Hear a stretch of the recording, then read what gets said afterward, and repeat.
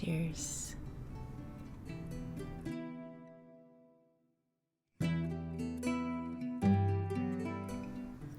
Very creamy.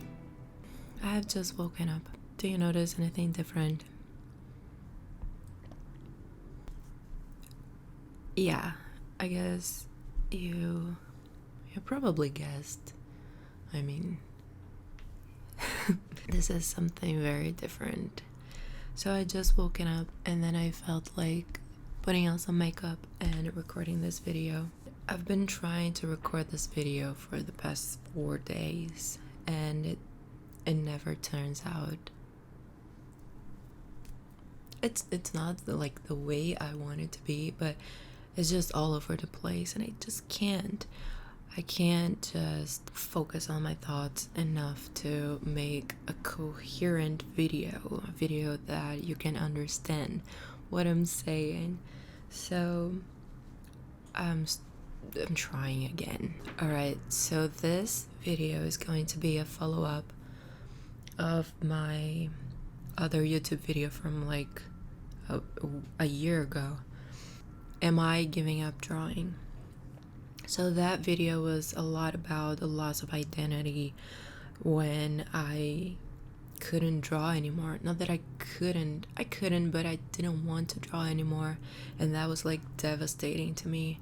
It still is, but I'm learning to see in a different angle. Yeah. So this is the follow-up. 1 year later. I have written a lot of stuff in my journal that I think will be helpful for this video because, you know, overactive mind, chaotic mind, it won't let me speak things in a way that is understandable. I need to kind of script it first, or at least plan it first, otherwise it's gonna be all over the place. But I did write. First time I wrote to record this video, I talked about the hair makeover, and that plays a big part in the topic that we are talking about today. But it's not just that. It's not, it's not in a shallow way. Not that playing like with your hair color is shallow, but I just mean that there is more meaning to it in my case, in this situation. So, identity. So in that video I talked about identity and the loss of identity and feeling lost. Well, I still feel lost and confused, and that video still is relevant to me, which is weird. A lot has happened in this past, 13, 14 months, but that's still relevant. That topic is still present today. So what I wrote here is, let's learn a little bit more about identity. And I did learn a little bit about identity in a philosophy point of view, let's say. So there are different theories about identity. One of them is the body theory. So if you are in your body, you are that identity. But really, our bodies are being replaced all the time. Old cells die and then new cells are created, and your body is not the same body from like 10 years ago. It's just completely different. So that doesn't make a lot of sense. So John Locke said that the thing that makes you you is the non-physical stuff. It's your consciousness, which makes sense to me because it's not all about this, right? The vessel, the puppet. It's about what is inside. There's also the memory theory, and that's like the memories you have from your life and your experiences makes you you. It says here the personal identity remains over time because you retain memories of yourself at different points, and each of those memories is connected to one before. We don't remember everything in our lives, but we are still connected to those lost memories through the chain of memory. So if personal identity requires memory, then none of us is who we are until our first memory. So like we lost a couple of years at least at the beginning of our lives. So we weren't us then? I don't know. So why identity even matter? Because like why do we pay a lot of attention to our identity? And I don't have the answer. I don't know why it matters. I feel like it only matters for society, like to play a role in society. And that's what I was writing about before when I wrote that first script or something to make this video about the hair transformation. You know, this happened and I look like the girl from the movie Fifth Element. Is that it? So anyway, what I wrote is that I thought I had an identity, and that was drawing, like being an illustrator, being a writer, but how much of that is really my identity, is really who I am, and not just a tool to express that self, that me, that meanness is that doesn't exist. Stop creating words. So what I wrote is that I felt it was comfortable to have an identity because I felt like I had a space in the world, like it places me in a square with a bunch of other people who are also artists and illustrators, and like I had a crowd of some sort. But I don't, because that is not me. That is just something that I do, and I'm not an artist. I'm a person who does art, if that makes sense. And so since last year and since that happened, I have been, like I said, very lost and very confused, and my anxiety has spiked even more than like ever. There was not a lot of things distracting me from my thoughts because, you know, quarantine, and it was hard, and I don't think it's just hard for me. I think a lot of people are still dealing with this as well. This is not something that is uniquely my struggle.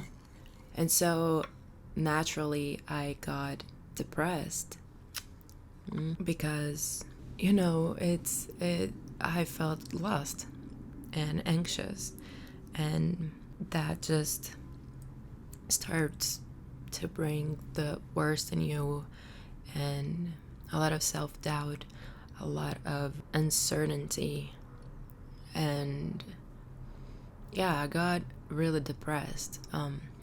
I kept questioning my life, and I kept questioning everything like I always do, but like this time was like in a more desperate way. And so when I was able to clear my thoughts, then some answers started to arise, but at the same time, even more questions came up. So that was interesting for an overactive mind. But if you want me to talk about how I managed to clear my mind a little bit, to have some clarity, to have some organization in my mind, let me know and I can make a whole video all about this, because this is something specific that I did. And so a lot of the answers that came up to me was related to identity, to my identity and who I was. I suddenly lost passion for drawing, and that was the one thing that was consistent in me, because not a lot of things are. But that was like me, something that I did since I was, I don't know, since I could draw. That was something that I enjoyed doing, and I just couldn't do it anymore. And I feel like a whole new person. It sounds dramatic, maybe, but I do feel like a whole new person. I feel like I'm in a cocoon and I'm transforming into something else. I don't know if that's good. I'm just letting it happen, I think. But what it feels like is that I'm going to a direction that is more real to myself. Even though it's hard for me to understand what myself is, to understand what I am versus what I have picked up from people I find cool. Because I'm kind of a mix. I don't know what is me and what is just something I'm picking up from others. And the more I learn about neurodivergent people and traits, the more I feel like they understand me. So I feel like I'm turning more into myself. Like I'm kind of like I'm going back to the place where I'm being less manipulated by people around me and society as a whole, like in general. Not just manipulated in the terms of what I do, but also in how I feel and my way of thinking. I feel like I'm going back to a place where others' opinions didn't matter as much. And when we are a kid, a baby, you just don't care if people don't like that you cry all the time or whatever you do, because you're a baby. Everybody knows that you're a baby, and that's just what babies do. But then you grow up and people expect things from you, and they expect you to act a certain way, they expect you to look a certain way, and they expect you to study this or that and learn things quickly and get along with everybody. And these expectations start to mold us into something that we're not. And that is limiting, because then everybody is kind of the same, doing the same things. And that's not precisely who you are, but that kind of becomes your identity. Because, like, identity to me ends up being like a role in society. And I don't know, I may be wrong. That's still kind of confusing to me. I think it could be a role in society that others kind of define for you, or you define it for yourself. But it's not always like that. It can be something very genuine and honest. But I feel like it's usually based on something you do more than something you are. I don't know. Okay, now I'm just rambling, and this video is gonna end up like the others that I won't even use. So let me stop here. So I feel like I'm going back to the place, but I'm still like very far from that. I just feel like this is kind of where my intuition is kind of taking me, like it's showing me the way, like just go that way because you've tried this way and it's not working for you. Just try a different path. And so I'm starting to just go down that path, hence the hair. I've always wanted to to bleach and dye my hair like different colors.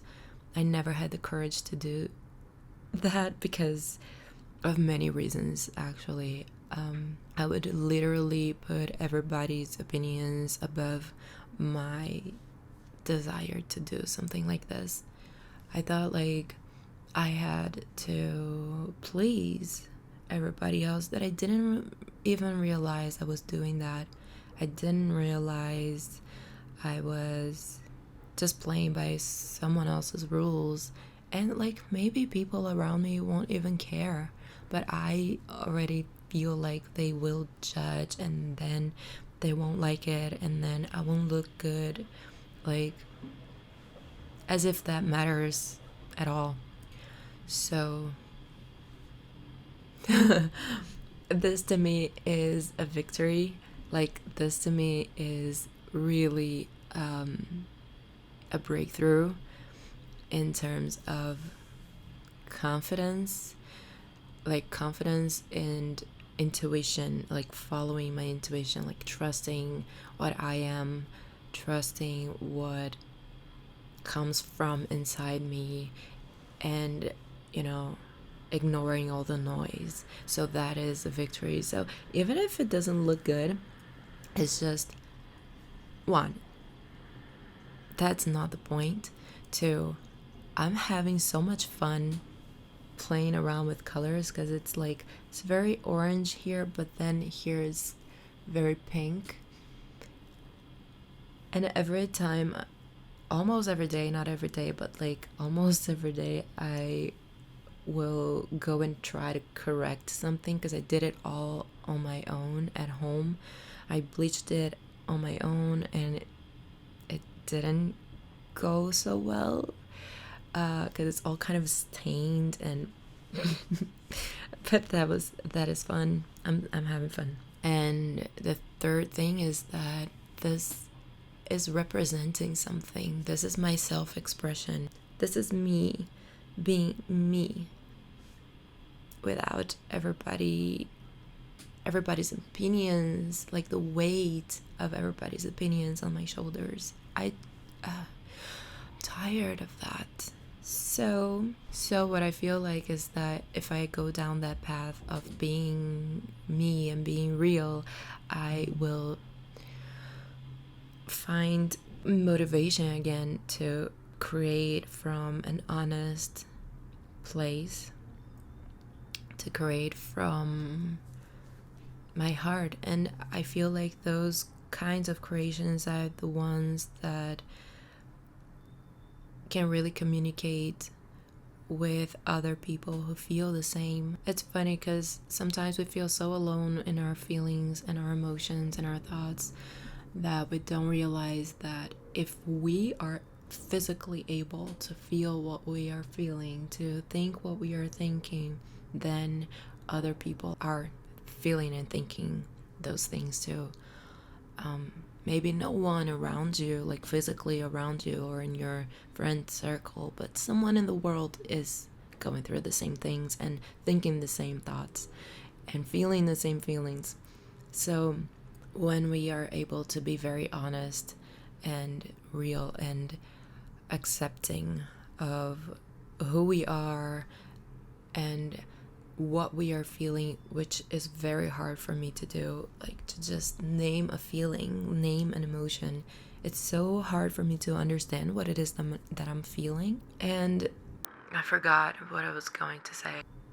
Yeah, so when we create from that honesty, then I think it's easier for us to really touch people and have an actual emotional connection. And I wrote here that that place that I'm heading is a place for self-expression. Yes, that's true. It's a place of acceptance of my brain. I have been researching things that I am, what's the word in English?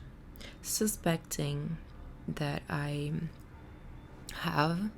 You start learning to accept yourself and accept your wholeness, and it's not always pretty, because we're not like celestial beings. We are humans. Maybe we are celestial beings, but we are human in this world, and we have flaws, and our brains are contaminated, or our brains have developed differently, just wired differently. Our bodies are human bodies. They are real. They are not, a photo in a magazine. And accepting things are a first step, but it's a very hard first step. So acceptance of my brain, acceptance of my appearance, which is still a huge struggle, and I even wrote this here. Acceptance of my desires and choices, like things that I've done in the past that led me here, and my desires that have changed with all this breakdown that I had, this burnout, this meltdown, this moment of collapse. And my desires have changed because suddenly things, and it wasn't very sudden, but like things changed, priorities changed, and my desires changed. So like accepting my dreams and my actions, like they're not always aligned. They're rarely aligned. And so this is a moment of transformation for me, of transitioning from that past me to a new version of myself. And you know what? I'm very excited about this because, I don't know, it's exciting. And so just doing a hair makeover was just part of it, and played a big role in this mix of things, because this is my new self, kind of, that has the courage to do the things that she wants to do despite people's opinions. And so I'm coming to terms with the fact that the closer I get to my real self, the more honest I can be in my art. That is something that feels so obvious, right? It is obvious, but it's just because it's obvious doesn't mean it's something we're all doing. And the more honest I can be in my videos like this one, and in my expression in the world. So like part of my personality is wanting to contribute, and I came to the conclusion that I couldn't do that with the weight I had on my shoulders, with all the self-doubt, all the insecurities, and they're kind of still here, but they are fading away. The more I ignore them, they get less powerful. Let's say that the more attention you give to your negative emotions or your insecurities and your self-doubt and that inner dialogue that is negative and putting you down, so the more energy you give to that, the more powerful it gets. And when you start ignoring it and doing it anyway, I just realized I lost some part of the footage, but I was saying that when you stop giving it attention, all these negative things begin to lose power. I'm gonna need to do a part 2 of this video because there's something very specific that I want to talk about, but this video is getting already way too long, so I'm gonna do it in 2 parts. I hope this story time is helpful in any way. Like, I hope it inspires you to be yourself more, or rediscover yourself, kind of without the influence of the world around us, without the influence of society or people's opinions or whatever it is. I just hope it inspires you to go after your truest self and express yourself with honesty, because it feels good. So yeah, I'm gonna do a part 2. And thank you so much for watching this video. Thank you for being here still, because I know this is long. This is very long, but I appreciate you being here. And I will see you in the next video. Bye, pages. Oh wait, in the next video we're gonna talk about identity collapse, so stay tuned for that. Okay, bye.